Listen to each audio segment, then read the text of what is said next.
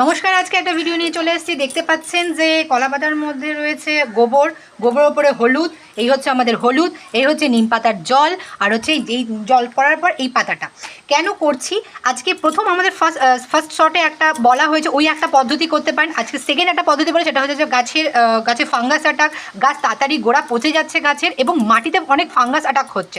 তার জন্য সেকেন্ড পদ্ধতি কি করবেন, এরকম এক মুঠো গোবর নেবেন, তার মধ্যে কিছুটা হলুদ আমরা মিশিয়ে নিয়েছি আপনাদের তাড়াতাড়ি দেখানোর জন্য। হলুদ মিশিয়ে নেবেন এবং এই যে নিম পাতাটা আপনি দেখতে পাচ্ছেন হয়ে গেছে, সেই নিম পাতাটা এর সাথে মিশিয়ে দেবেন। এটাকে ভালো করে এক মুঠের মতো নিম পাতাটা ভালো করে মেখে, একটু জাস্ট নিম পাতার জল দিয়ে ভালো করে মেখে এটাকে আপনারা ভালো করে মানে খুব কড়া রোদে না, ছায়াতে এটাকে শোকাবেন। শুকিয়ে একদম ড্রাই করে ফেলবেন। করে এটা যখন ড্রাই হয়ে যাবে গুঁড়ো করে আপনারা এটাকে রেখে দেবেন আপনাদের ছায়ায়।